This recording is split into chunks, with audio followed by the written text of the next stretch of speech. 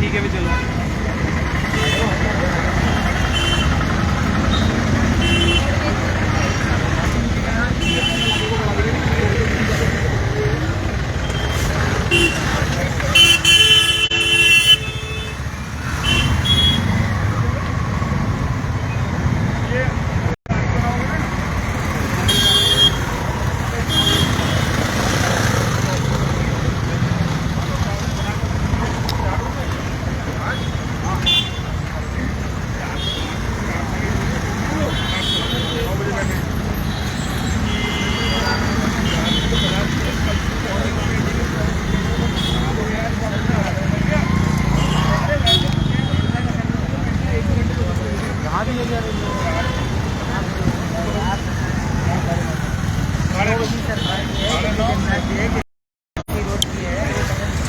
मैं सरताज आलम, खबर 7 से। हम लोग हैं उत्तराखंड के हल्द्वानी में 20 दिसंबर 2022 को रेलवे के हक में एक ऑर्डर आता है कि जो रेलवे से सटी हुई जमीन है, जिसका भूमि प्लान रेलवे ने हाई कोर्ट में रखा था एक जनहित याचिका पर, उस पर फैसला आया। 5 जनवरी 2023 को उस पर स्टे आता है।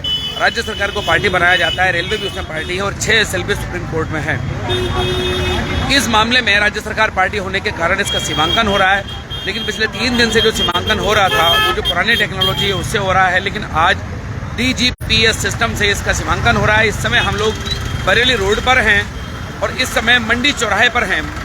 मंडी की ओर से हफ्ते बाजार जाने वाली रोड पर इस समय अधिकारी, कर्मचारी सभी लोग यहाँ पर मौजूद हैं और आज सुबह से ही ये सीमांकन हर एरिया से देखा जा रहा है। फॉरेस्ट की जो हदें हैं उनको ढूंढा जा रहा है। ये देखेंगे, ये शनि बाजार में जाने वाली रोड है और ये नैनीताल रोड है और उसके बाद ये बरेली रोड है। मंडी के हम लोग ठीक पास ही हैं, मंडी चौराहे के हम लोग ठीक पास ही हैं और ये सीधी तस्वीरें आप देख रहे हैं। अधिकारी भी आज सुबह से ही इस पूरे मामले में लगे हुए थे और आज सुबह से ही अधिकारी आज इसमें सुबह से ही लगे हुए थे और लगातार मेहनत कर रहे हैं। ये आप देखें, जिला प्रशासन आज सुबह से ही इस पूरे मामले में, उसके साथ साथ जो यहाँ के स्थानीय लोग हैं वो भी साथ रहते हैं। DGPS सिस्टम बहुत लेटेस्ट टेक्नोलॉजी है और उसके मुताबिक, उस लेटेस्ट टेक्नोलॉजी के मुताबिक इन सारी ही जो जमीनें हैं उनको देखने की कोशिश है। ये आप देखेंगे पूरा अमला यहाँ पर, वन विभाग है, राजस्व है,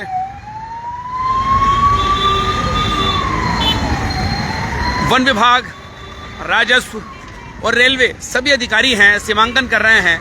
ईमानदारी से सीमांकन करने की एक कोशिश है और इस समय आप देखेंगे ये सभी कर्मचारी हैं जो इस पूरे मामले में लगे हुए हैं और आज सुबह से ही लगे हुए थे। लगभग शाम हो जाती है। परसों जरूर बारिश पड़ने के कारण थोड़ी सी दिक्कत हुई थी। इस समय हम लोग, आप देखें, ये प्राचीन शिव मंदिर, उसके पास ही ये पीछे ये मंडी है और यहाँ से ये शनि बाजार को जाने वाली रोड जिस पर अभी हम लोग मौजूद हैं। ये जो भी तस्वीरें आप थोड़ी देर पहले देख रहे थे,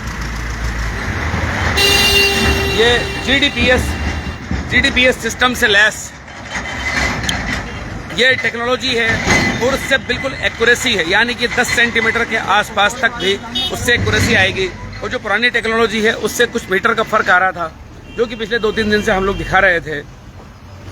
अधिकारी कोशिश कर रहे हैं कि पूरी ईमानदारी से जो भी उनके पास नक्शा है उसके मुताबिक कर सकें और वो जो भी राज्य सरकार सुप्रीम कोर्ट में रखेगी उसके बाद ट्रायल शुरू होगा और वहाँ पर जाना जाएगा कि जो यहाँ से चीज़ें रखी गई हैं वो उनके मुताबिक कितनी तथ्यों के साथ धरातल पर सही उतरती हैं।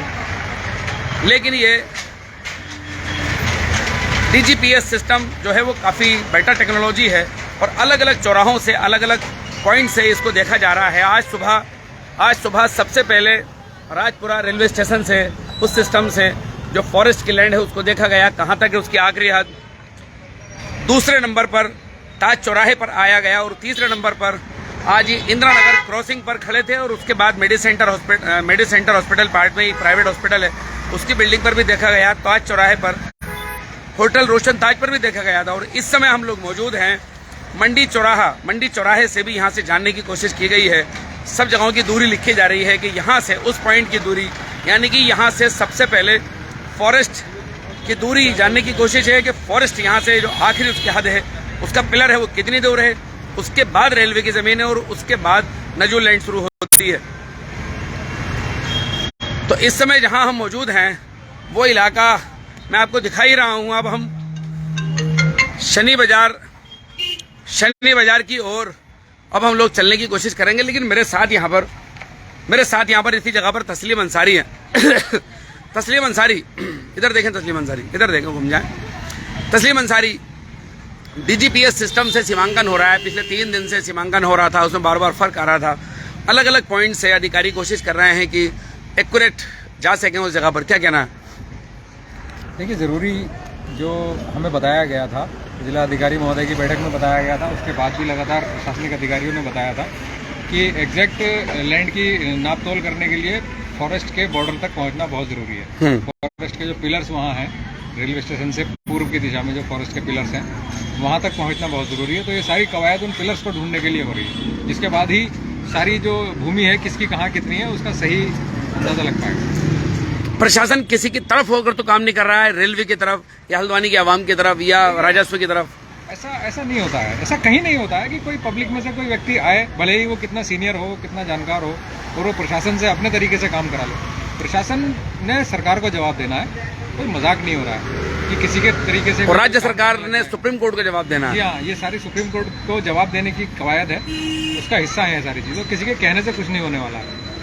और जो प्रशासन है वो यहाँ पर ज़मीन की अगर नापतोल करेगा तो अपने नक्शों के हिसाब से करेगा, ताकि उसको कल जस्टिफाई कर सकें कोर्ट के सामने उन आंकड़ों को कि कहाँ और किसकी भूमि है और कब से है। तो ये सारी चीज़ें वेरीफाई भी होंगी नक्शों के हिसाब से, नापतोल यहाँ। तो ये कहना बिल्कुल गलत है कि किसी के हिसाब से या किसी के कहने से प्रशासन, पूरा जिला प्रशासन लगा हुआ है कि किसी के कहने से कुछ। ADM Ashok Joshi, SDM Manish Singh, PSC, police, Banpura थाना अध्यक्ष नीरज भाकुनी, उसके अलावा फॉरेस्ट के लोग हैं, डीएफओ कल खुद आए थे। उसके अलावा यहाँ पर पीएससी लगातार है, एक भारी भरकम फौज यहाँ पर कर्मचारी अधिकारियों की मौजूद है। देखिए, किसी भी चीज का प्रभाव डाल के किसी भी कार्रवाई को प्रभावित नहीं किया जा सकता है, वो भी जिला प्रशासन की कार्रवाई को, अच्छा, की कार्रवाई। अच्छा, इस सबके इतर सीमांकन अपनी जगह, ये तो एक पार्टी है राज्य सरकार, उसके बाद रेलवे को भी अपने तथ्य रखने हैं और अभी आप लोग भी अपने तथ्य सुप्रीम कोर्ट में रखेंगे। क्या कहते हैं इस पूरी मामले को? देखिए, अभी कुछ भी कहना संभव नहीं है। राज्य सरकार और रेलवे जब तक, जो कि 7 तारीख लगी हुई है, 7 तारीख या उसके बाद कभी भी जब भी अपना पक्ष रखेंगे, उनका पक्ष जो हमें मिलेगा उसकी कॉपी हमें प्राप्त होंगी, उसके बाद ही कुछ कहा जाना संभव है। अभी कुछ भी कहना मेरे ख्याल से हम लोग अभी इंदिरानगर रेलवे क्रॉसिंग की ओर चलें। बिल्कुल, यहाँ से चलना चाहिए। चलिए, बहुत बहुत शुक्रिया। तो मेरा साथ देंगे तस्लीम अंसारी और हम लोग कोशिश करेंगे कि रेलवे क्रॉसिंग की ओर चलें और जानें कि अगर वहाँ पर जो लोग अभी मौजूद हैं, क्योंकि आज सुबह से ही तमाम जगहों से लोग वहाँ पर पहुँच रहे थे, जो यहाँ के सोशल एक्टिविस्ट हैं, यहाँ के एडवोकेट्स हैं, पिटिशनर हैं, अधिकारी हैं, सभी लोग वहाँ पर पहुँचते हैं। पुलिस भी सुबह से ही वहाँ पर लग जाती है। आप देखें, ये पुलिस भी इसी अंदाज में सुबह से ही लग जाती है। और मैं यहाँ पर अपने सहयोगी हैं तस्लीम अंसारी में कोशिश करूँगा कि आप मुझे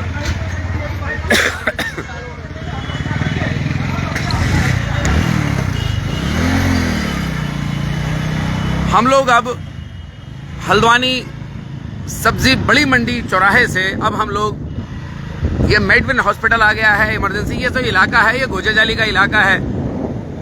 और हम लोग कोशिश करेंगे कि रेलवे क्रॉसिंग के पास तक पहुंच सकें। कुछ लोग वहाँ जमा हैं, अगर हम उम्मीद करेंगे वहाँ जमा लोगों से बातचीत हो सके कि इस डीजीपीएस सिस्टम के तहत वो क्या सोचते हैं। मैं आपको इसमें जानकारी दे दूं साथियों कि 1885 में रेलवे लाइन हल्द्वानी में पहली बार पड़ी। 1913 में पहली बार इसका नक्शा तैयार हुआ कि कितनी जमीन इनके पास है, और 1885 में लगभग 30 एकड़ जमीन रेलवे को मिली थी, जिसका कि गजट नोटिफिकेशन कुछ लोगों के पास है। गजट रेलवे ने कभी भी अदालतों में पेश नहीं किया, अपना भूमि प्लान पेश किया है, लेकिन कुछ लोगों के पास उनका गजट है। 1913 में पहली बार नक्शे में वो 30 एकड़ जमीन आती है। रेलवे फिर नक्शा अपना तैयार करता है 1937 में, उसके बाद फिर नक्शा तैयार करता है 1967 में, यानी कि 1967 वही नक्शा वही नक्शा चल रहा है, वही नक्शा चल रहा है रेलवे का, वही नक्शा चल रहा है रेलवे का। और इसी बीच पैरेलल 1959 में खतौनियाँ तैयार होती हैं और इसी बीच 1959 में जिला रिकॉर्ड रूम में नक्शे रखे जाते हैं। हालांकि जो रेलवे के नक्शे हैं वो रेलवे अपने यहाँ जो नक्शे लगातार रखता आ रहा है, वो वही ज़मीन जो 1885 में थी, वही ज़मीन 1913, 1937, 1967 और 1954 की बंदोबस्ती में भी वही ज़मीन मेंशन होती है। 1913 के आसपास जो भी ज़मीन थी, अब ये तो सुप्रीम कोर्ट में तय होगा कि आखिर जिसकी जितनी ज़मीन थी वो आखिर कितनी थी, ये तो कोर्ट तय करेगी। लेकिन इसी के साथ साथ जो सीमांकन वर्ग चल रहा है उसमें एक्यूरेसी आ सके और उसको जो लेटेस्ट टेक्नोलॉजी है उसके मुताबिक 1 इंच का भी उसके अंदर फर्क ना आए। ये अलग बात है कि आज मैं अमर उजाला पढ़ रहा था तो उस अमर उजाला में कुछ बयान थे और उसमें ये कहा जा रहा था प्रशासन पर आरोप लगाते हुए कि रेलवे की 1-1 इंच ज़मीन कीमती है। तो साहब, रेलवे की ही ज़मीन कीमती नहीं है, नजूल की ज़मीन भी कीमती है, फॉरेस्ट की ज़मीन भी कीमती है। यहाँ रहने वाले, इस शहर को बसाने वाले लोगों की ज़मीनें भी कीमती हैं। रेलवे का भी विकास होना चाहिए, फॉरेस्ट का भी विकास होना चाहिए और यहाँ पर जो लोग बसे हैं, सबसे बड़ी बात यह है कि उनका भी विकास होना चाहिए। मेरे साथ यहाँ पर अब्दुल मलिक साहब हैं, सुबह से ही आ जाते हैं और कोशिश करते हैं कि साथ दिया जा सके प्रशासन का और तमाम चीज़ों का। प्रशासन के पास अपने नक्शे हैं, उनके मुताबिक ही वो सारी चीज़ें करते हैं। लेकिन अब्दुल मलिक साहब हैं, उनकी एक अलग स्टोरी है, उनका एक अलग कहना है। शुरू से वो एक बिल्कुल लेफ्ट उनकी याचिका है, इन सब चीज़ों को रखते हैं। तो आज अलग अलग जगहों से सीमांकन वर्क हुआ है। मलिक साहब से इस बारे में बात करते हैं। अब्दुल मलिक साहब, खबर 7 के लाइव पर आपका बहुत इस्तकबाल है। अस्सलाम वालेकुम। सबसे पहले तो मैं कहता हूँ जो अब तक 3 दिन से जो सर्वे करा रहे थे, वो लगा रहे थे, उसमें वो पुरानी मशीन के हिसाब से कर रहे थे, लेबल मशीन के हिसाब से सर्वे हो रहा था। अब ये DPS के हिसाब से अब नया सर्वे चालू हो गया। अभी चुनपुलिया रोड से भी हो गया और यहाँ से भी हो गया। अल्लाह ने चाहा तो कल को ये फॉरेस्ट के खंभे लगाने चालू कर देंगे। अच्छा, कल से ऐसा उम्मीद है? हाँ, जहाँ पे फॉरेस्ट का पहला खंभा लग गया था तो आगे बढ़ने का कोई परेशानी नहीं है। पीछे से निकाल के लिए हैं सब, तो आज 1 घंटे के अंदर हम निशान दे देंगे, बहुत के लगा सकते हैं। हमारा फॉरेस्ट के खंभे लगने से सबसे बड़ा हमारा फायदा ये हो रहा है जी। एक तो रेवेन्यू की जो जगह वो है ना, वो हमारी बहुत बड़ी जगह निकल के आ गई। ठीक है, रेवेन्यू की जगह आ गई। जो ये लोग फॉरेस्ट की मांगते थे वो सब रेवेन्यू की निकल के आ गई। और उसके बाद मैं आप लोगों से एक चीज और कहना चाहता हूँ। जी जी। जैसे आज मुझे सुनने में मिला, ये क्या कहते हैं 59 हेक्टेयर जमीन रेलवे की है जी। ये किसी ने बताया। जी जी। फिर सरकारी आदमी ने भी बताया जी। तो मैंने बोला 59 एकड़ जमीन रेलवे के पास आई कैसे? वो कह रहा वो रेलवे 59 एकड़ जमीन पे बैठी भी थी। नहीं, इंदिरा नगर क्रॉसिंग से और शीश महल तक, DM ऑफिस में भी ये बात, शांति कुंज तक 59 हेक्टेयर जमीन की बात आ रही थी उस दिन। हेक्टेयर जमीन है जी। उसका कार्ड हमने ढूंढ लिया। हाँ, घबराने की जरूरत नहीं है। अब जो 59 हेक्टेयर जमीन रेलवे की नहीं है जी। 59 हेक्टेयर जमीन पे ये कहते हैं रेलवे का भी। जब हमने आजादी से पहले जो जमीन चढ़ी हुई थी उसकी रेलवे के पास 30 एकड़ जमीन थी जी। 30 एकड़ जमीन पर रेलवे बैठी हुई थी जी। 42 में बह जाती जी। बहने के बाद आदमी जब किसी का वो बह जाती तो रेलवे वाले उन्होंने हम चलो उधर करेंगे, फिलहाल इधर को टेम्परेरी डाल दी। इस रेलवे लाइन पे चलते चले आए वो, और एक टेम्परेरी रेलवे लाइन और दूसरी डालती का ये भी ज्यादा भाड़ा वाड़ा ये भी था भेजा में। वो दोनों रेलवे लाइन पे एक में तो वो उन्होंने एप्लीकेशन दी हो या जो दी हो, साहब हमें उसकी जगह पे ये वाली जमीन देते हैं, तो उनके नाम में नहीं हुई थी वो जमीन, कहीं भी उनके नाम में नहीं हुई। अच्छा मलिक साहब, इसमें सवाल ये है कि क्या इसमें भाड़े आई हैं गोला के अंदर? जरा लोगों को ये बताएं। पूरी कब आई, कुछ सन याद है या कुछ? 1935 में 42 में आई।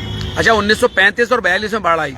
तो यानी कि ये तीसरी जगह है जहाँ पर ये पटरी शिफ्ट हुई? नहीं, पहली जगह में पहले 1932 में तो थोड़ी सी वो हुई थी, इन्होंने रिपेयर करके वहीं के वहीं चला ली थी। ठीक है। फिर 1942 में जब बाढ़ आई तो पूरी चली गई, 6 महीने तक बंद रही। रेलवे स्टेशन भी शायद मेरे ख्याल से वो उसमें चला गया था उस समय। 6 महीने तक पूरी रेल बंद रही। फिर उन्होंने टेम्परेरी रेलवे लाइन यहाँ के बाद घुमा दी। जी जी। गोला जाली के बाद, गोला जाली तक तो सही रही, उसके बाद अपने रेलवे लाइन इन्होंने घुमा दी। जब इन्होंने घुमाई तो इन्होंने उसको गजट नहीं मांगा, न सरकार से जमीन मांगी इन्होंने। हाँ।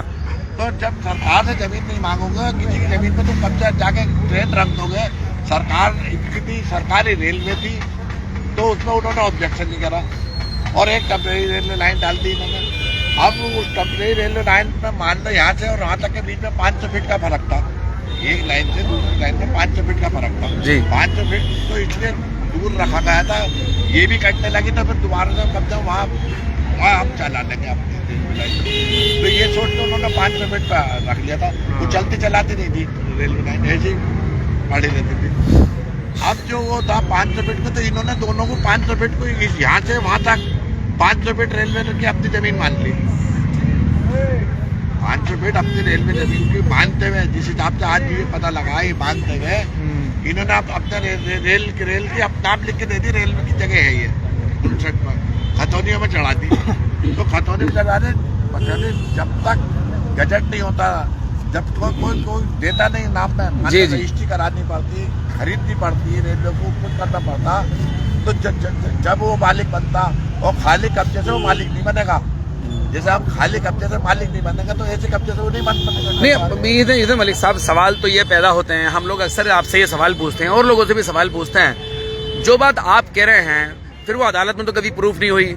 हमेशा सन 2007 जनहित याचिका गई, सन 2013-16 में फैसला हुआ, जनहित याचिका गई, सन 2022 जनहित याचिका गई, हमेशा भूमि प्लान के जरिए से ही अदालत के अंदर फैसला हो गया। देखो ऐसा है ना, हमने ना 2007 में पैरोकारी, हमारे किसी आदमी ने, जो जितने पीड़ित आदमी है ना, इनमें तो किसी ने पैरोकारी नहीं करी, खाली हमने स्टे की पैरोकारी करी। जनहित याचिका लगी थी तो उसमें फिर इसी बार इंटरविन हुई कुछ लोगों की, वरना हमेशा कभी इंटरविन भी नहीं हुई।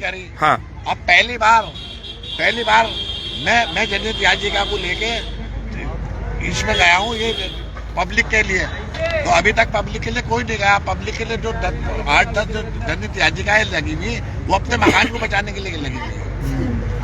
किसी का मकान जा रहा, किसी ने पट्टे, जिन्होंने 60-60 साल के पट्टे थे, ये थे, लीज के, वो लोग अपनी जनहित याचिका करते थे, उसके साथ में ये भी लिख देते थे, भाई ये नजूल की जमीन है।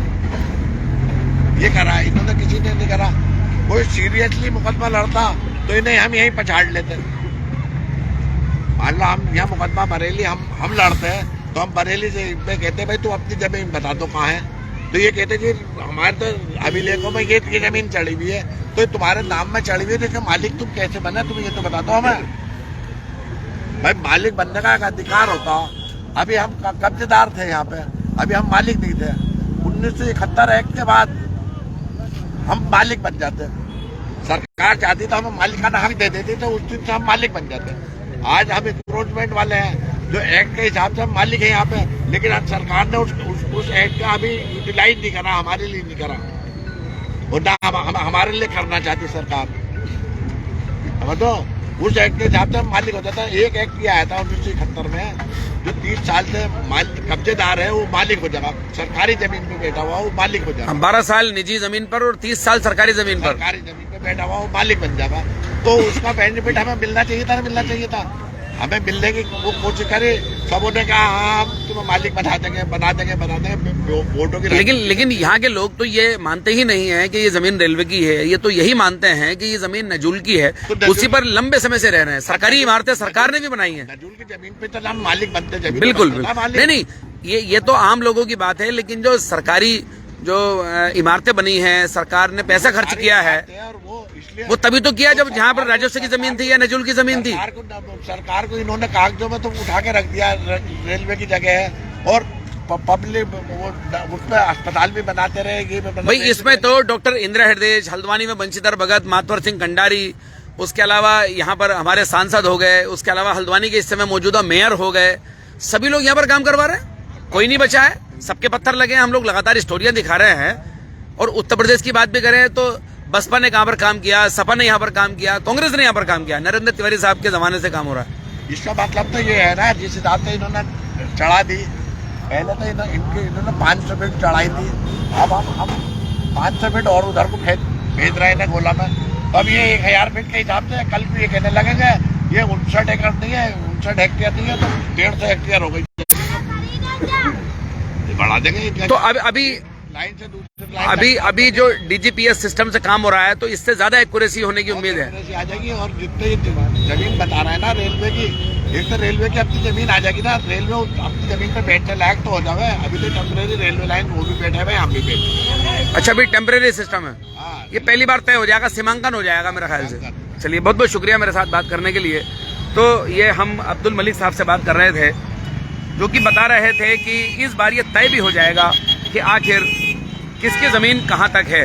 हम लोग इस समय अल फातिमा मैरिज हॉल के सामने से इस समय गुजर रहे हैं और मैं कोशिश करूँगा कि मेरी कुछ लोगों से यहाँ पर ज़रूर बातचीत हो। अब्दुल मलिक इस बात को बता रहे हैं कि अभी रेलवे और यहाँ के लोग टेम्पररी व्यवस्था में हैं, क्योंकि अभी तक इनका बंटवारा नहीं हुआ।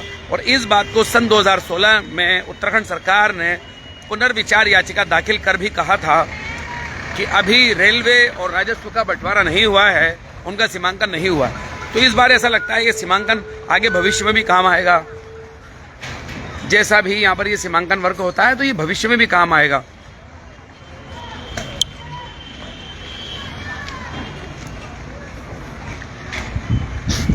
तो ये साथियों, इस पूरे इलाके में आप देखेंगे यहीं से ये सीमांकन वर्ग चल रहा है और हम कोशिश कर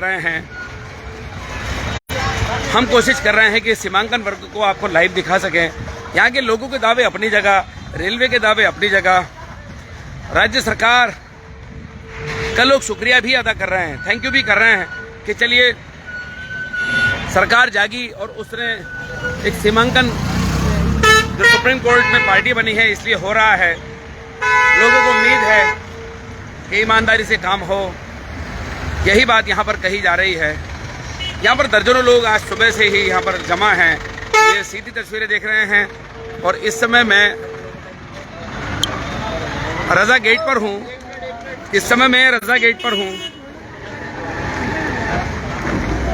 और नफीस गफ्फारी मेरे साथ हैं। मैं रजा गेट पर हूँ, मैं नफीस गफ्फारी से बात करूंगा।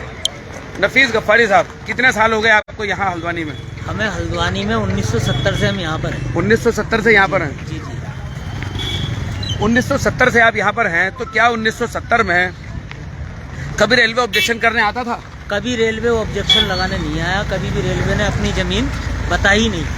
अच्छा, रेलवे कभी ऑब्जेक्शन करने नहीं कभी आया? आई नहीं। जब भी कभी यहाँ पर बसासट शुरू हुई जी। आपके टाइम पे, हालांकि लगभग 100 साल से ऊपर के इलाके में तो 100 साल से ऊपर से लोग बसे हैं। जी जी जी। इंदिरा नगर भी लगभग 1950-60 के आसपास से धीरे धीरे बसना शुरू हो गया था, हाँ। है ना? धीरे धीरे बिल्कुल आबादी तो जो है अभी जो ये सीमांकन हो रहा है, तो आपको लगता है कि इससे नफा होगा, इससे फायदा होगा? इसमें हमारे हाजी अब्दुल मलिक साहब लगे हैं अच्छी तरीके से, ईमानदारी से, और वो कह रहे हैं इंशाल्लाह इससे हमें फायदा पहुंचेगा। नहीं, प्रशासन लगा है, अब्दुल मलिक साहब तो निगरानी कर रहे हैं कि कुछ भी गलत हो तो उसको ऑब्जेक्शन किया जा सके।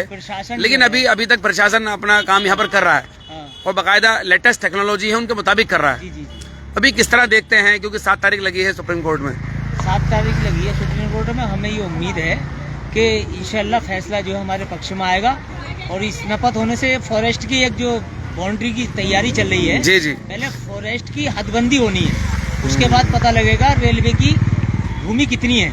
रेलवे अपने कागज तो पेश करेगी, अगर रेलवे को गवर्नमेंट ने अलाउड कर रखी जमीन तो रेलवे अपने कागज तो दिखाएगी नहीं दिखाएगी? अरे भाई, अगर हुकूमत ने, अगर मान लो बीटीसी हुकूमत के टाइम से यहाँ पे लोग रह रहे हैं, अगर रेलवे की जमीन अगर सरकार ने अलाउड करी तो रेलवे अपने कागज भी तो दिखाएगी।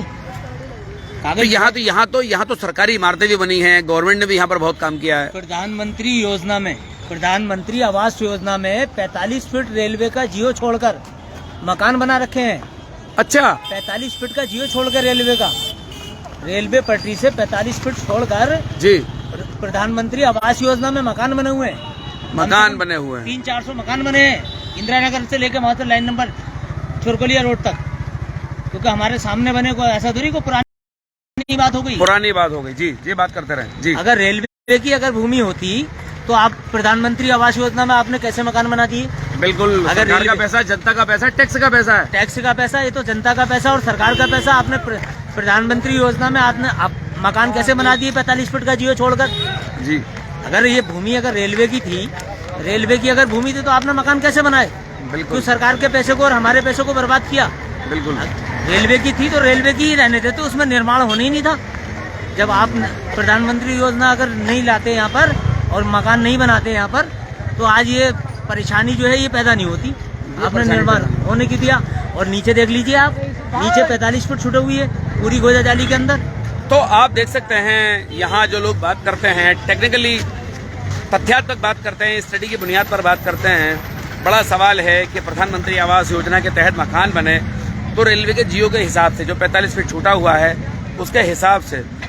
शकील अंसारी से मैं बात करना चाहता हूँ, अगर पास में हो तो।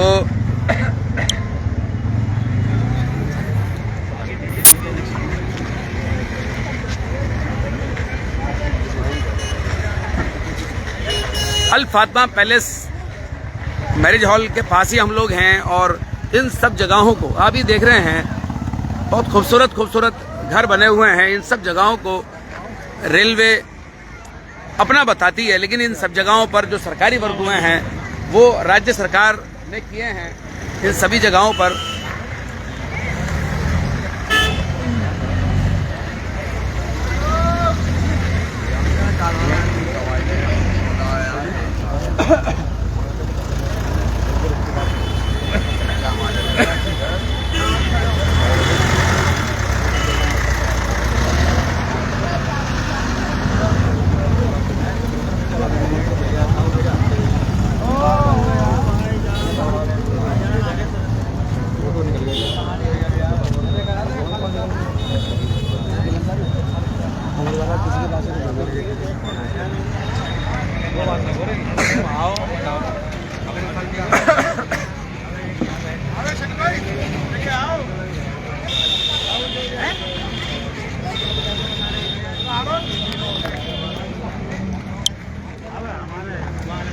अमर उजाला समाचार पत्र में आज एक बयान छपा है, वो मैं आपको दिखाता हूं। बयान ये देखिए,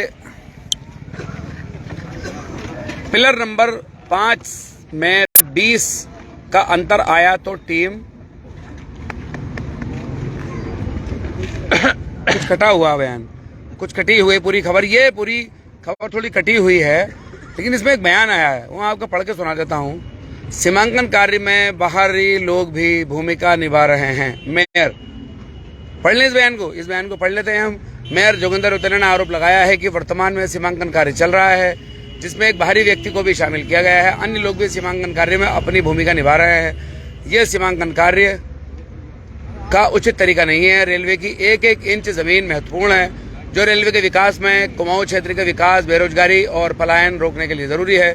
इसे संजीदगी से करना चाहिए। उधर डीएम धीरज गर्ब्याल ने कहा है कि प्रशासन की ओर से सीमांकन का कार्य किया जा रहा है। इसमें राजस्व, वन, रेलवे निगम सहित अन्य विभागों के अधिकारी भी मौजूद हैं। तो ये एक बयान छपा है, इसको आप देख लीजिए।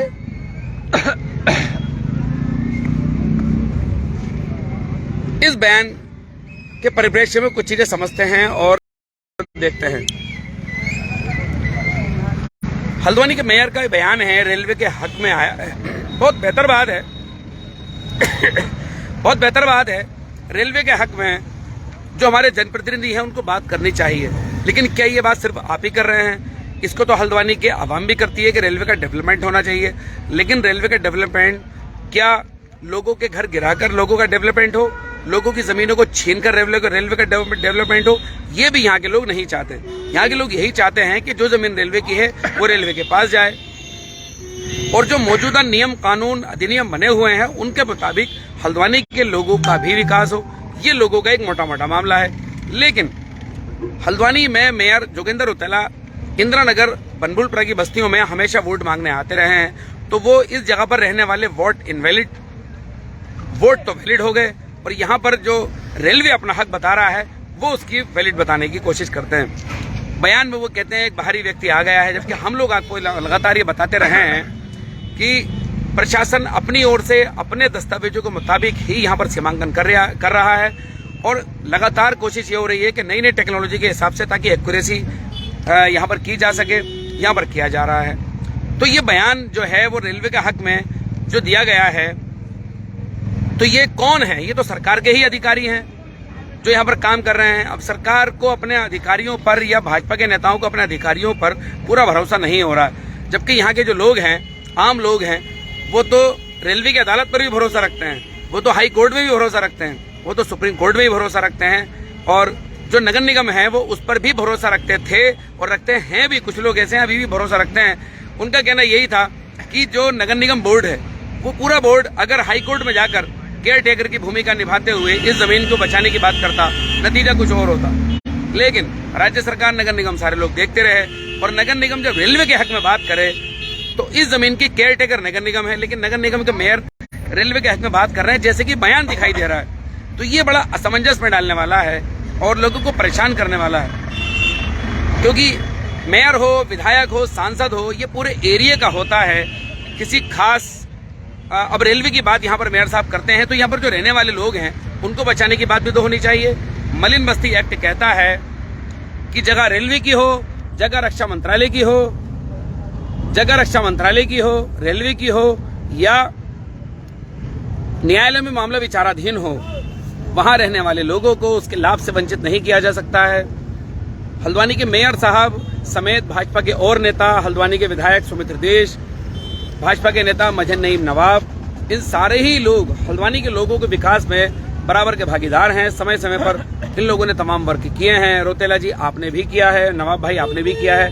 हम लोग स्टोरी बीच बीच में कर रहे हैं, दिखाने की कोशिश कर रहे हैं। और मैं आपको प्राथमिक विद्यालय, जैसे कि हमने अभी पिछले दिनों स्टोरी आपको दिखाई थी प्राथमिक विद्यालय, उसका एक फोटो मैं आपको दिखाता हूँ। ये देखिए प्राथमिक विद्यालय, ये विद्यालय जिस जगह पर बना हुआ है उस पूरी लैंड को रेलवे अपना बताती है और लोकार्पण किया था 10 अक्टूबर 2021 को। ये छपी हुई है, इसमें देखिए डेट गुदी हुई भी है।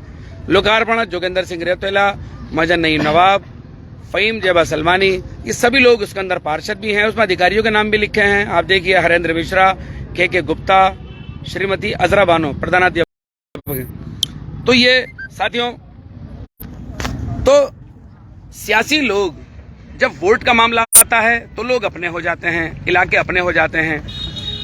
जब किसी पद पर जाना होता है तो भी लोगों से बहुत प्यार उमड़ता है सियासी लोगों का। लेकिन जब इस तरह का पेंच फंसता है तो ना जाने क्यों फिर इस तरह की चीजें सामने आ जाती हैं। अब ये बयान है, उस बयान के जो भी सियासी मायने हों, लेकिन जो तथ्य हैं वो हमने आपके सामने रखे हैं। तो जो जमीन रेलवे की है, बेशक वो रेलवे की रहनी चाहिए, लेकिन उस पर अगर रेलवे की जमीन यहाँ थोड़ी बहुत होती भी है तो उस पर जो लोग रहने वाले हैं तो मलिन बस्ती के नफे से उनको कैसे अलग किया जा सकता है। ये 5 जो नोटिफाइड मलिन बस्तियां हैं जिनको कि उसका नफा मिलना ही चाहिए। और जो जमीन रेलवे की नहीं है, जो जमीन रेलवे की नहीं है, उससे आम लोगों का छुटकारा होना चाहिए। सालों चले गए, बरेली इज्जत नगर पर लगातार वो जाते रहे। उसके बाद जिला अदालतों में 1186 मुकदमे पड़े हुए हैं। हाई कोर्ट में कई जनहित याचिकाएं अभी भी चल रही है और 8 याचिकाएं सुप्रीम कोर्ट पहुंच गई हैं, 6 तो लग भी चुकी हैं, 2 रास्ते में हैं। तो ये सब अदालती मामलों में लोग फंसे हुए हैं। तो इस सबसे इनका निकाल होना चाहिए। जो जमीन जिसकी है वो उसको मिलनी चाहिए और जो यहाँ के लोगों के अधिकार हैं, जो यहाँ के लोगों के हक हैं, उनसे उनको वंचित नहीं किया जाना चाहिए। हल्द्वानी के विधायक हों या हल्द्वानी के मेयर हों या हमारे सांसद हों, आप तीनों लोग इस हल्द्वानी के अभिभावक हैं, आप सरपरस्त हैं, इनके माता पिता के समान हैं, तो इनके हक में ही बात की जानी चाहिए। तो साथियों, आज ये डीजीपीएस सिस्टम से हम लोग सीमांकन की ये स्टोरी आपको दिखा रहे थे, कोशिश कर रहे थे कि जो भी ये सब चल रहा है उसको आपको परोसा जा सके, दिखाया जा सके। तो आपको हमारी ये खबर कैसे लगी बताना ना भूलें। इस पर आप कमेंट जरूर करें, लेकिन इलीगल कमेंट आप जरूर ना करें। एक दूसरे को तकलीफ पहुंचाने वाला कमेंट बिल्कुल ना करें। प्रशासन की निगाहें रहती हैं, कभी भी कुछ भी मामला हो तो एक दूसरे को शांति के साथ इस पूरे सीमांकन कार्य में लोगों को देखना चाहिए। इस पूरे सीमांकन कार्य को प्रशासन कर रहा है, इसको बहुत ही मुस्तैदी के साथ। तो साथियों, हमने कोशिश करी है इस पूरे मामले में नजर बनाए रखने की। जो तथ्य हैं वो लोगों के सामने हमने पेश किए हैं। दल कोई सा भी हो, सरकारें कोई सी भी हो, सब आवाम के हक में ही उनको बात करनी चाहिए। और जो रेलवे है वो रेलवे भी आवाम की है, किसी सरकार की नहीं है, बल्कि आवाम की ही रेलवे है। रोडवेज हल्द्वानी के अंदर अगर हम बात करें, परिवहन निगम है, तो परिवहन निगम क्या सिर्फ सरकार का है, लोगों का नहीं है? लोगों का ही है। हल्द्वानी में इस ट्रेन में क्या सिर्फ बाकी हल्द्वानी के लोग सफर करते हैं, बनगोलपरा के लोग सफर नहीं करते? तो सभी लोग चाहते हैं रेलवे का भी विकास हो, लेकिन जो दस्तावेज हैं, फैसला तो उन्हीं के मुताबिक होगा। तो साथियों, आपको हमारी ये लाइव कैसी लगी बताना ना भूलें और इसमें लाइक, शेयर और कमेंट जरूर करें। साथियों, मैं चलता हूं। मैं आपका दोस्त, आपका भाई, मैं सरताज आलम, खबर 7 हल्द्वानी।